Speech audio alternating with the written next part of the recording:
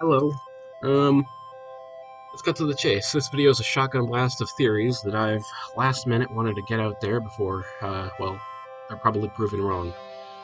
I'm kind of surprised that I haven't seen them talked about yet, but, well, I guess someone's got to do it. And yes, the thumbnail is one of them. It's one of the last, but I think you'll understand why by the time you get there. As of right now, it's 18 hours till it comes out. So before I miss my deadline, let's get to finishing this before I lose my chance to say I told you so. So, to start, let's start with the order of the chapters.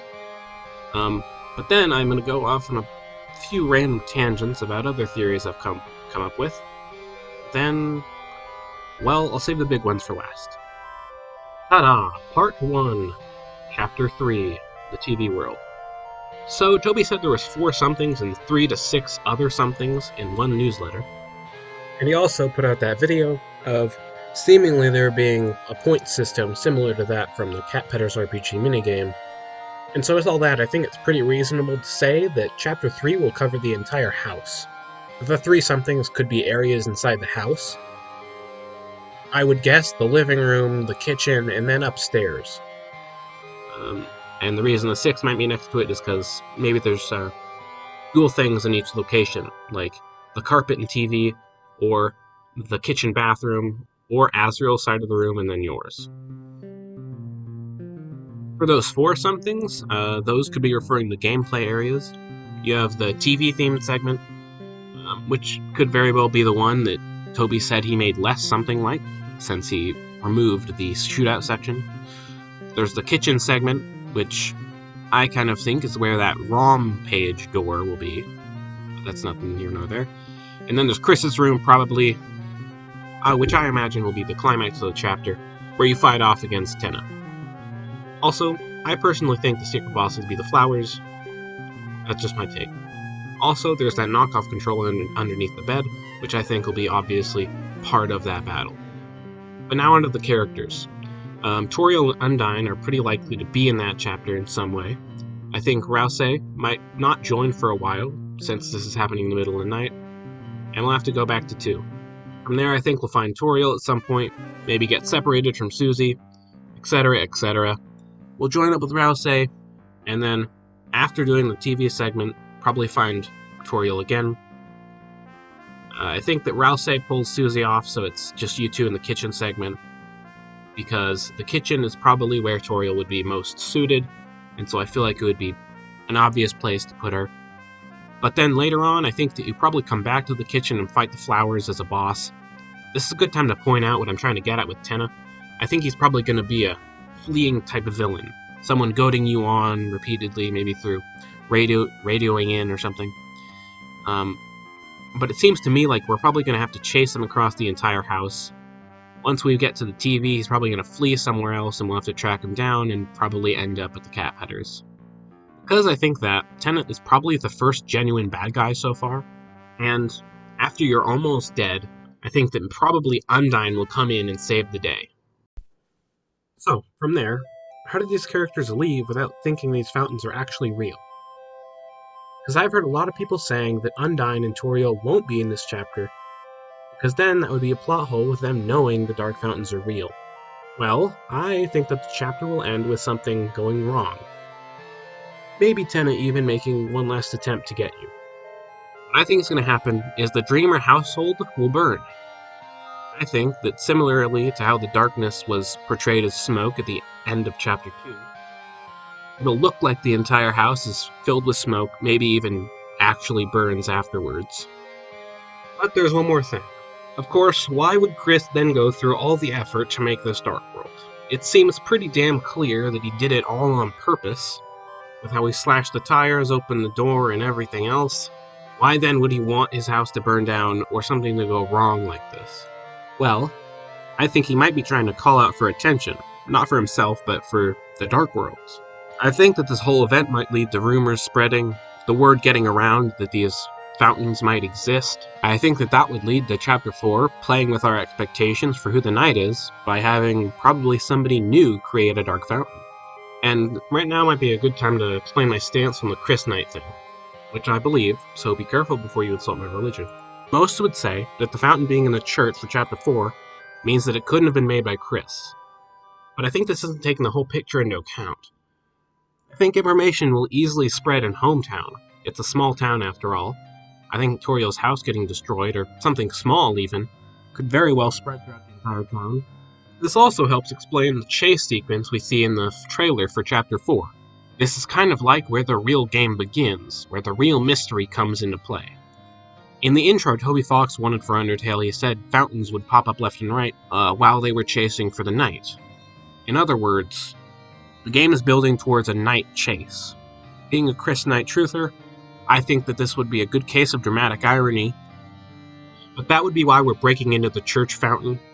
It'll all be part of this wild goose chase, knocking door to door, who made the fountain in the Dreamer house, and also maybe looking for a new place to crash ourselves.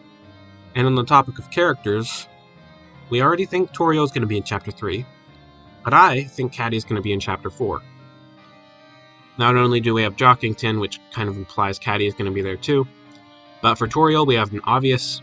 But for Toriel, we've had a lot of foreshadowing of characterization for her, I'd say similar to the amount we got for Noelle before Chapter 3. We're also getting a similar amount of characterization in Chapter 2 for Caddy, including her and Jockington's hinted love. Caddy is also the only person I can think of that would enjoy a gothic dark world theme. Not saying they have to be companions like Noelle was. They might just hang around there for comic relief like Birdley, but there is a theory that Rouse has been edited into a few screenshots. So, maybe. Okay. I also want to go on a diatribe on Rouse in Chapters 3 and 4. I am on the boat that he won't be in them as much. As I said before, that's of course a little bit because I don't think that he would want to be noticed by Toriel, but also in Chapter 4 because he wouldn't want to be noticed by the rest of town. There's also other justifications you can make based on the length of Chapter 3. Okay, diatribe 2. I think the new sweepstake page, the one that everyone's talking about Snowgrave, that has the numbers on it that are colored and not colored in different sizes, I think that's actually trying to tell us the size of each chapter in general, not just the effect Snowgrave has on them.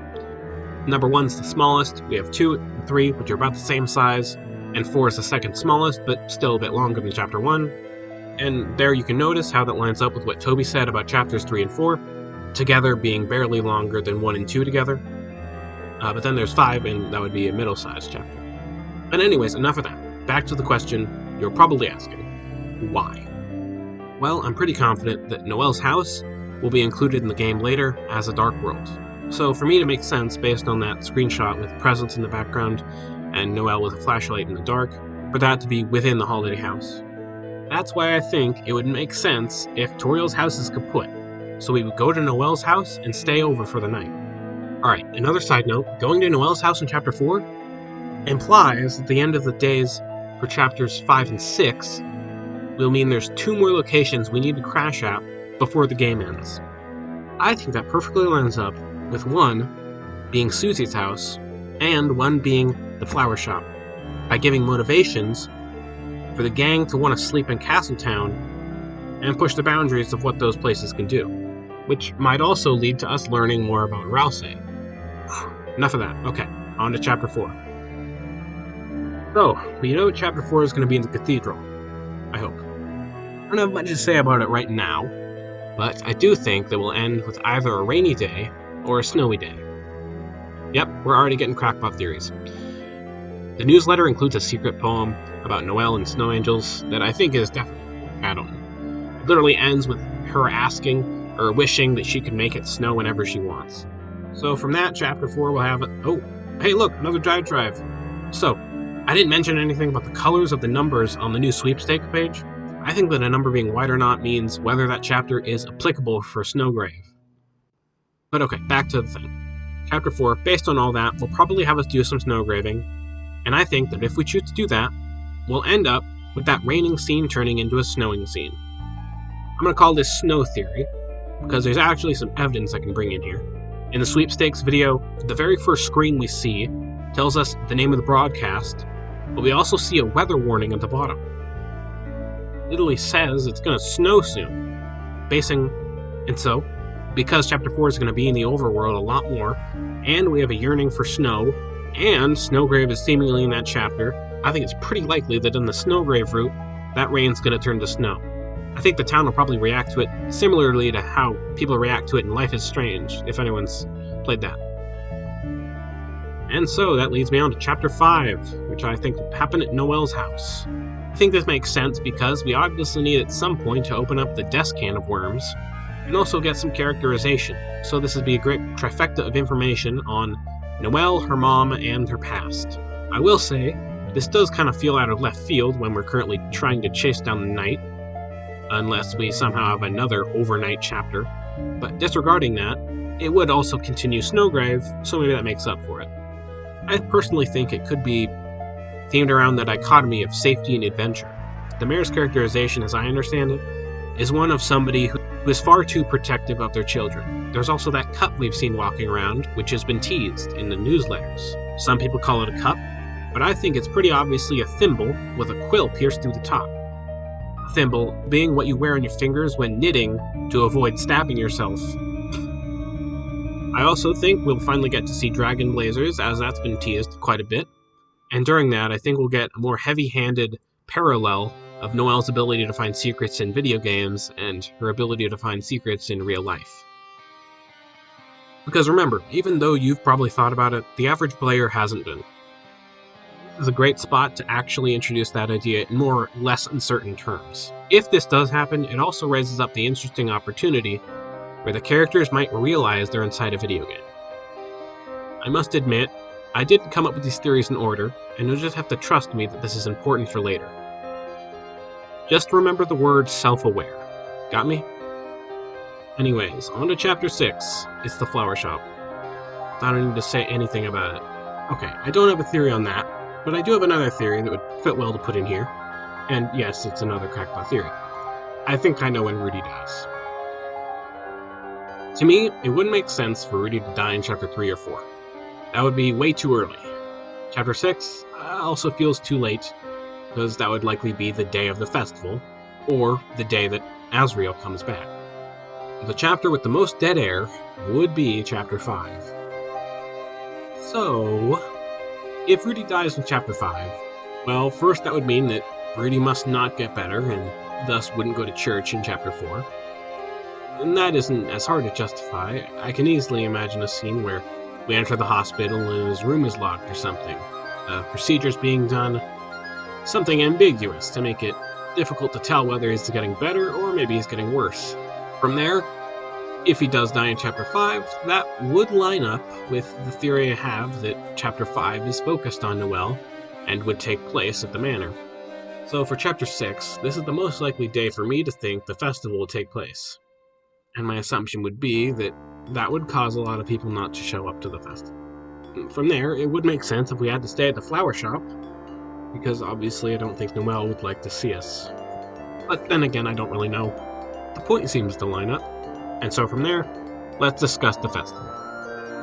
All I can say for certain is it seems pretty obvious a dark world will be formed, and it seems pretty obvious to me this is when most of your choices will come together to mean something or change something in the story about the way this goes down. Maybe this is the point where Chris says, fuck off. Maybe some meta shit happens? I don't know. Right now would be a great time for me to talk about the one ending. However, it requires some exposition that I'll have to give later. But just keep in mind, Chapter 7 is probably when all these things come to a head, and your choices probably influence things the most, but it's also the chapter where the game ends, and our choices will have not mattered. And so I'll explain that more later. For now, let's lay off the heavy stuff for a second. For now, let's lay off the gas for a second. Well, remember how I mentioned in the Spamton Sweepstakes broadcast there was a title card that said Snowfall coming soon? On that opening shot of the sweepstakes, along the weather warning, we get a date of the broadcast. It says September 18th, as that was the day it was aired, but also at 3:23 a.m., not when it was aired. This might just be a random date, but the time makes it seem odd. I think it could be possible this is supposed to be mirroring the time when Chapter 3 takes place. Early in the morning, at the beginning of the school year, and moving into fall. I had considered this once before, but the fact that it happened on a Sunday busted the theory. since you go to school in Chapter 2. That was until I realized we see one calendar in the game, and it has 6 days on it. It could be a limitation of the pixel art, or if we assume this world is missing 1 day compared to our world, that would tell us that the day we wake up in Chapter 3 could be Sunday, also lining up with how church would fall on the same day. Ta-da! But now that that detour's done, let's get back to it. Now that you're comfortable, it's time for something heavy. So, what is blueprint theory? Well, it says that Deltarune Chapter 1 is actually a blueprint for the themes of the rest of the game. Let's go back to Undertale. The Undertale demo was meant to show off the game to the backers, and it was just the ruins. The demo was a very small slice of the game, and really couldn't show off half of what Toby was planning to say through this video game, right? Actually, the Undertale demo was a demo in the traditional sense too. It showed you exactly what you'd see in the final game. It had breaking the fourth wall, and regarding the player on an equal footing if they tried to correct their course by reloading a save, and of course, the level of heartbreak. Deltarune's demo? Well, how likely would it be for it not to do the same thing? And so with that said, let's analyze Chapter 1. Along with themes of subverting players' first impressions, I found that Chapter 1 is focused a lot on the power of friendship, how it can triumph over evil and put people on the good path, but that there is also a spooky undertone of what's real in Chapter 1. Toby made it clear his goal with Chapter 1 was to make people think it's Undertale 2. And there's just something unnatural feeling about an Undertale 2, right? The game acknowledges this. Chapter 1's designed with the knowledge that Undertale's supposed to be over. It takes slow, ominous steps in the first section, as if giving you a moment to take in how really it is real, and how odd that should seem. And yet, through that oddness, we get exactly what we wanted more of on a silver platter. Everything in Chapter 1 feels too good to be true. It's like it's playing with our emotions. And so, from this I deduce a similar rug pull will be had about our impressions of what this is. Like some direct, unavoidable realization about how Deltarune is connected or maybe even opposed to Undertale. But then there's the big one. Near the end of the game, you get a segment where the player doesn't control the main character, or at least the character they're looking at. Susie walks off and we get a vision of her experience, and importantly go through a battle where our soul is in play, but not our character. At the very least, this is foreshadowing the theme of being forced to watch another character you don't have control over, but at worst, it might foreshadow control being taken away. And, well, the reason I called this one the big one is because there's other evidence for it. What I mean is, the menu at the start of the game asks you, do you acknowledge the possibility of pain and seizure? And this is another example of a double entendre by Toby. We have the soul refusing, we have determination, etc. All ways of having a concept work in front of the player while having make sense in the context of the game. Of course, things can't just refuse death, but determination can melt them back together. Determination is an emotion we feel as we play the game to keep going, but it is also a resource in the lore. It has properties and sources. This line says seizure, and of course could be interpreted like any warning you'd see at the start of any video game. But also is a warning about the product in another way, an important point in the discussion being held between Gaster and his customer, the player, essentially saying that the game can be seized from you. In fact, it kind of reminds me of a phenomenon that some players had when they played Undertale, where they would stop playing after getting the best ending. Where players would stop playing after getting the best ending. Toby Fox even says Undertale's just how you left it in the FAQ for Deltarune. They wouldn't do the genocide run just to keep the world they had made happy and perfect. Perhaps Deltarune is meant to be an introspective on those kinds of players. I'll elaborate a little bit more later. First, there's a little bit left in Chapter 1 to discuss. At the ending, you faced off against Darkner, whose motivations are to gain independence from Lightners. This would line up with us needing to fight a similar foe at the end of the game, as in a fictional creature trying to break away the chains of being a character in a story. And just like the previous example, this also lines up diegetically and literally.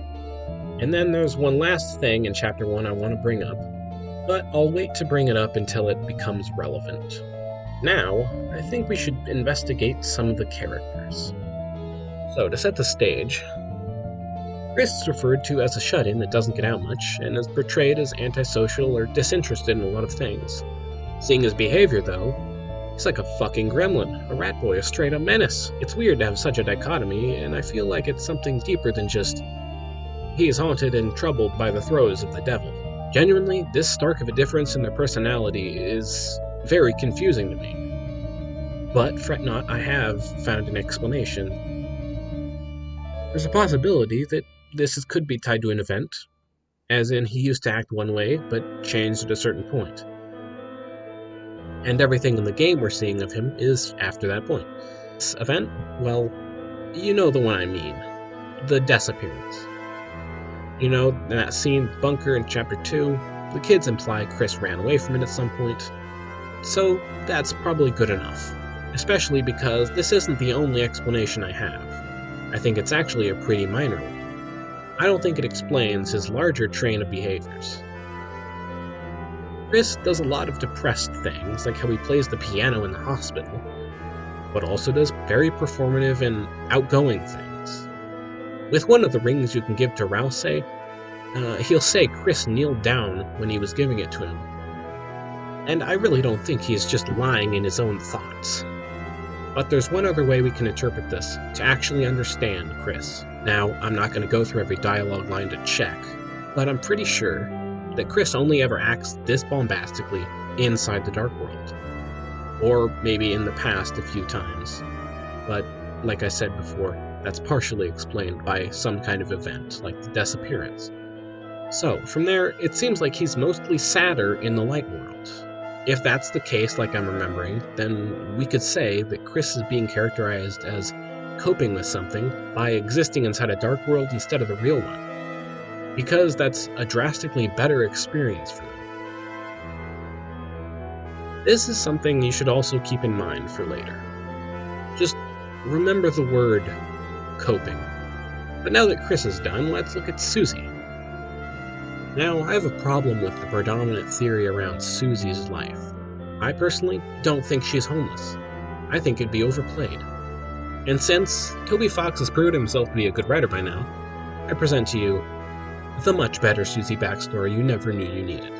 So, I think Susie probably does have a home. How, you ask? Well, since the Spampton sweepstakes, I've had a unique explanation that would fit with Susie's characterization while not being as overplayed. I think Susie could very well have an entire family, just maybe a very big one. Susie wants to impose herself and dictate things. She wants to be important and not defined by anybody else's wants, at least that's how I see it. This is probably because she isn't able to control those things usually.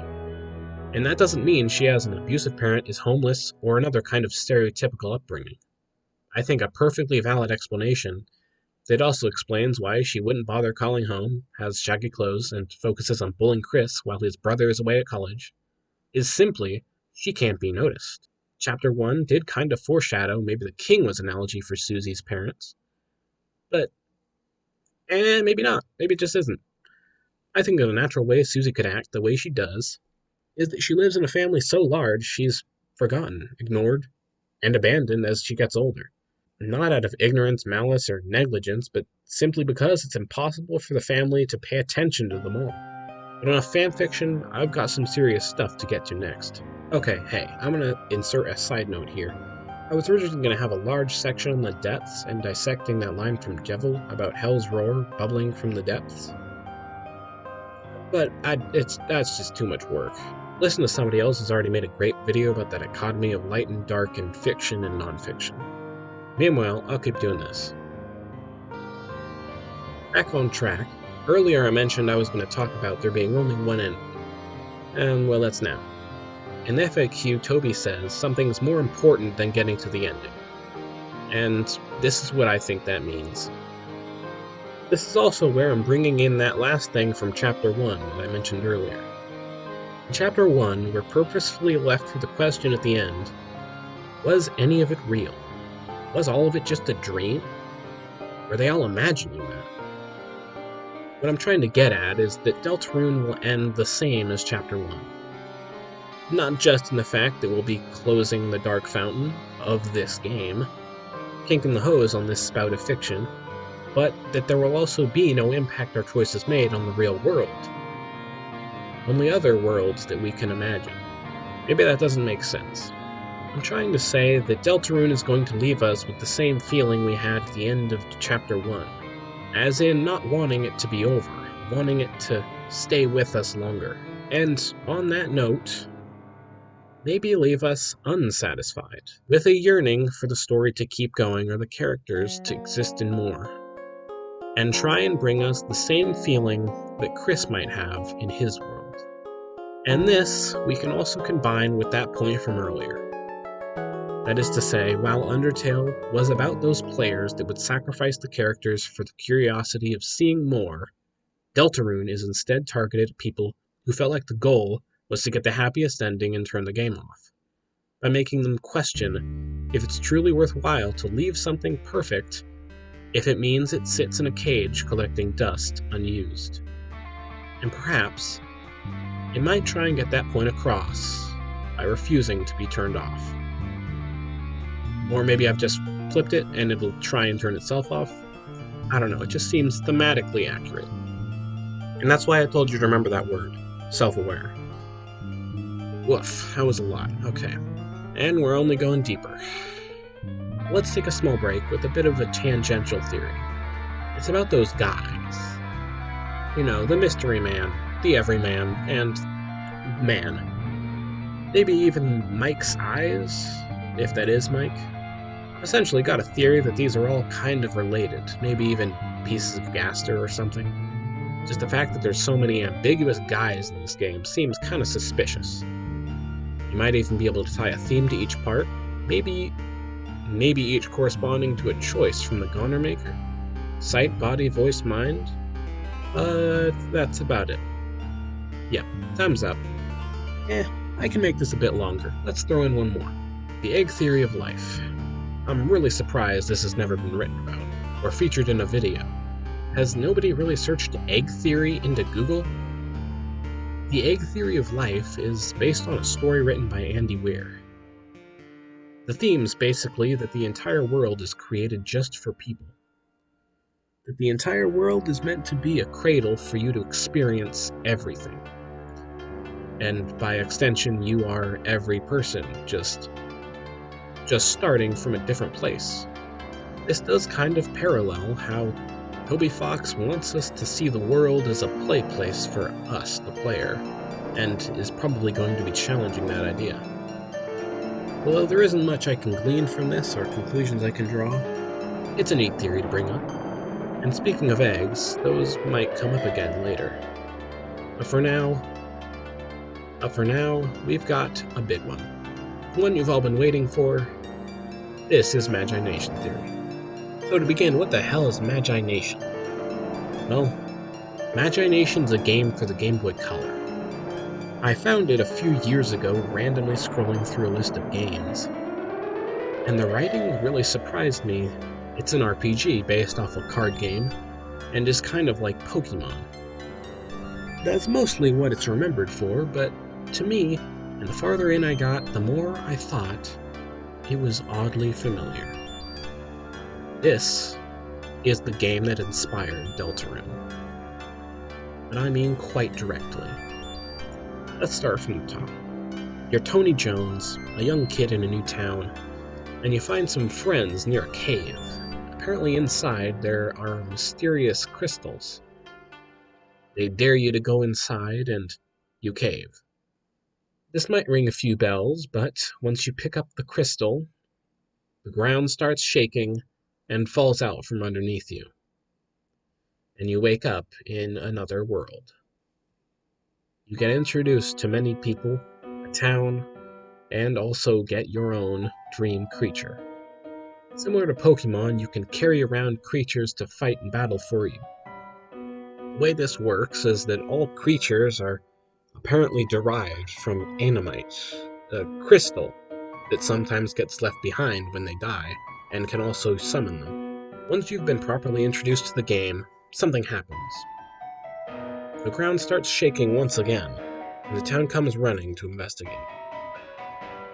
You can see a pillar in the distance on the map, and as you work your way there, you finally arrive at a pillar of darkness. In this game, it is directly referred to as a shadow geyser. You reach the fountain. The village elder's already there, and he immediately claims a prophecy is in motion. Enter the geyser, he's mortally wounded. You're able to fight off the attackers, but have to leave. Apparently you need a special object to close these geysers. I must go to a woman named Gaia. Gaia is an old witch who's lived for hundreds of years, and is quite crass and comically bad at making puzzles. That's where we get the legend explained to us. She says, quote, "Dark forces will abound. Geysers of darkest shadow will appear. The great magus known as Kairos reveals himself with a miracle. All will be in chaos until the end, which the great magus shall bring, returning from whence he came." Is that vague, or what? Well, the game answers that. But first I have a little more to tell you. She gives you something called a core glyph that's able to unlock the core region, a so-called focal point of the universe, resonating with a similar energy to the shadow geysers. It requires 4 crystals to be inserted, these crystals being found at the shadow geysers, when the creator of them is defeated. But now that that's out of the way, let's skip forward. After getting rid of the final geyser and attaining the 4th crystal, you are able to return home, but you first have to talk with Gaia. She tells you to stop even trying to defeat the bad guys. She directly mentions the balance of the world is falling apart, and that it would be better for Tony to leave this world. And then on top of all that, she says this legend was never about salvation, but actually a warning. Almost directly paralleling the Deltarune from Undertale. And I could go on and on about the personality in this game. The characters, the jokes, or the choices. But there's one I want to highlight.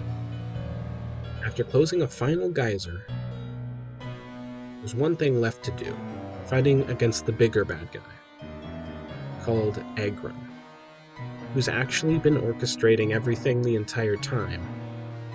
You make your way to the core, and enter. You pass through tunnels, filled to the brim with prisoners.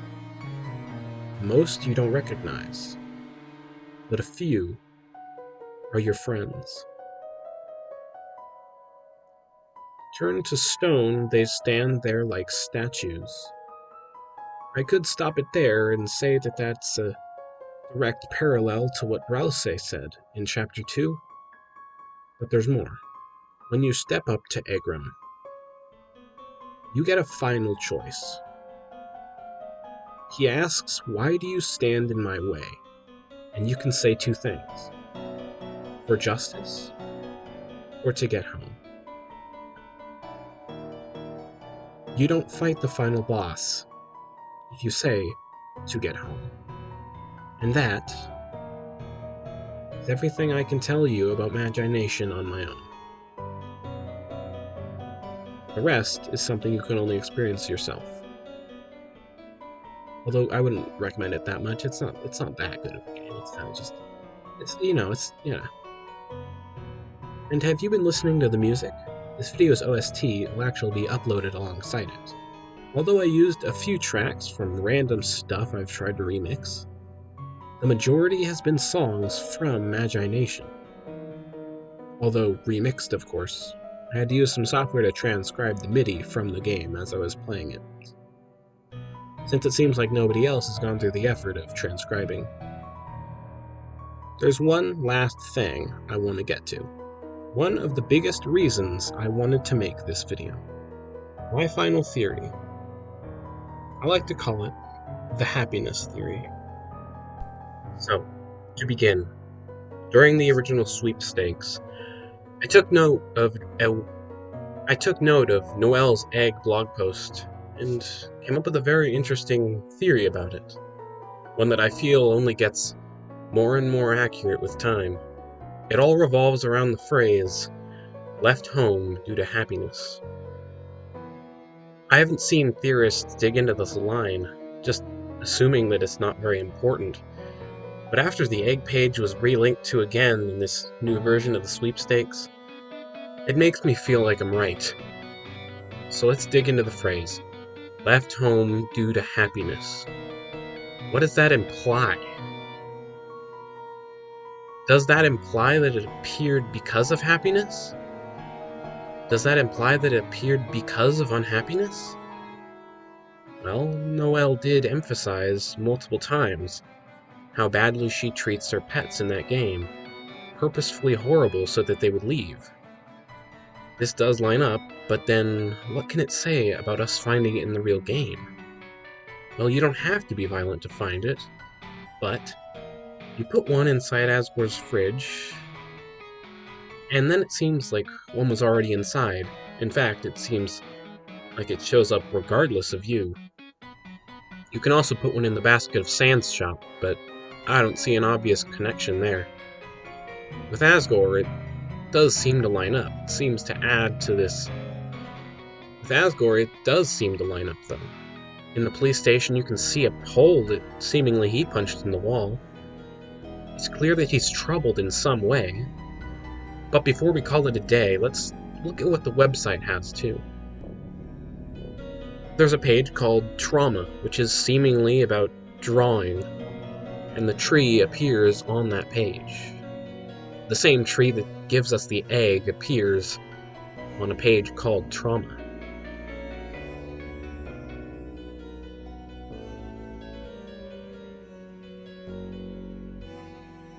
That is really something. The eggs are attracted to finding those people who are lost in their trauma, or maybe even particularly likely to cause pain to others. But why? Could the motivation here be to make use of people who would hurt others, or just keep an eye on them? Are they looking for the most disappointed and unempathetic people? People that would create no value? It's almost like prime candidates to be overwritten. With how similar this is to how Chris acts in the light world, I'm surprised we only find them in the dark world. Seems like there should be some up above, too. Although maybe there already was. But I'm getting ahead of myself. There's more. So, why can you move these eggs around? Why is it worth taking them somewhere? Moving them to a person that they define? Well, maybe whatever thing is accomplished by moving all these eggs into the right place will be a reveal that everybody is flawed to a point. So far, this game is focused on flaws a hell of a lot more than Undertale. So even if this is insane, the brickwork is there. Welcome to the end. So, where does this fit in? The theme of trauma and this egg tracking device? Well, remember something from earlier. Coping. But this game has already set up its theme to be imagination, no? Chapter 1, 2, and seemingly 3 don't have anything to do with coping. It's about fiction, about the nature of stories. The whole time this point has been repeatedly hammered home. This is about the fiction, the stories, the joy of living in your own story, the real world being moved aside through fiction, of dreaming, of living in your world, of dreaming instead of waking. Yes, I really think the theme of Deltarune's Dark Worlds, that has been set up since the start, through Birdly, Noelle, Susie, and all that will follow, has been coping. Denial. About why, how, and what happens when you can't stop, or at least think you can't stop. It's about happiness subsuming what's actually real. And let's be honest, by the end, Toby could take that plate arguing in either directions. But my guess is that the one ending, it might be waking up. Toby did only write, savior of the waking world, after all. So Deltarune wants to discuss in various ways the effects of fiction and stories, what function they serve, but also what consequences they have, and who deals with them. I think he's investigating this, and not in a fun fact kind of way, but an extreme one. Deltarune isn't just an essay on music theory or something. It's an episode of Black Mirror. And that's it. There it is. Not the end of the video, of course. We're not done yet. That is the answer. The answer that we gave up hope of ever getting, outside of being able to look back in retrospect. That is the answer to the oldest question any fan of Deltarune has ever had. What is penumbra phantasm? The edge of shadow is what penumbra means literally. And phantasm means a hallucination of something or someone that might not be real. Most people get this next part mixed up because they forget the order of the words. This title isn't saying the edge between fiction and reality is an illusion. Penumbra phantasm is a noun to describe the edge of shadow's hallucination, where you can dream. It'd make more sense if we look somewhere else first. If we look into this phrase, we have another allusion to penumbra, the concept of the song, but also twilight reverie. Twilight is a word for when the sun is set, but the sky is still light. With reverie meaning to absorb yourself in your thoughts, pleasantly daydream. This basically means leaning into yourself at the edge of light and dark. Some have said it means the edge of light and dark is what brings you this way. But I say it's what necessitates it. Twilight is that moment before the day ends and it's finally over. It's what streams in at the end of your journey to the barrier in Undertale. That moment, when stability and what we have grown to feel as normal is going to change, we want to resist it. When we don't want to face that fact, that reality, we turn inwards. That is what the twilight reverie is. And it's exactly where trauma comes in. At the end of Undertale, we don't face off against twilight reverie. The day gets saved against Asriel. And there might be some sneaky subtext there with the theming and hopes and dreams, but let's ignore that. Deltarune, it's different. It's been set up how every character would rather live the perfect life, to adventure. They are facing some sort of burden they want to escape, some trauma that they have to come to terms with. In psychology, there's a concept called cognitive dissonance. Although we haven't seen this very much yet, I think it will be the foundations of all that is soon to come in this story. Cognitive dissonance is when you want something to be true, or accidentally lie to yourself, essentially dig yourself a hole with how you understand the world to work, and then something exposes that, showing you a truth that you can't believe, or don't want to believe. In the end, you're being threatened by this idea, something that might upend everything as you understand it. A force pushing you to reassess everything that makes you, you. You're deeply motivated to find a way around that idea, to ignore it or dismiss it, and that is what sprouts a willing denial. Hallucination. That is your penumbra phantasm. At the meetings of two realities, ones that cannot coexist with each other, one must persevere, survive. And so the question remains then, will it be the new one or the old one? The cognitive dissonance sprouts from when that dream, the hope that motivates you to interpret the world in that way, the way that's best for how you fit into it, that is the twilight reverie. If penumbra phantasm is the fiction you paint around yourself to escape that dissonance, what is twilight reverie? Fuck. These are too similar for me to tell where the line ends right now at 2 a.m. I don't know. Honestly, maybe Toby Fox changed the name to Twilight Reverie at some point. Maybe Penumbra Phantasm's dead. Who knows? But look. The point is, this is about our ability to let go of reservations and be sucked in, to drop our suspension of disbelief and believe something. Run away from something else. But, of course, imagine all that with some literary funk and more breadth of subtext across the many things that fiction can represent and make. And there you have it. Really, this time, that is the original Deltarune.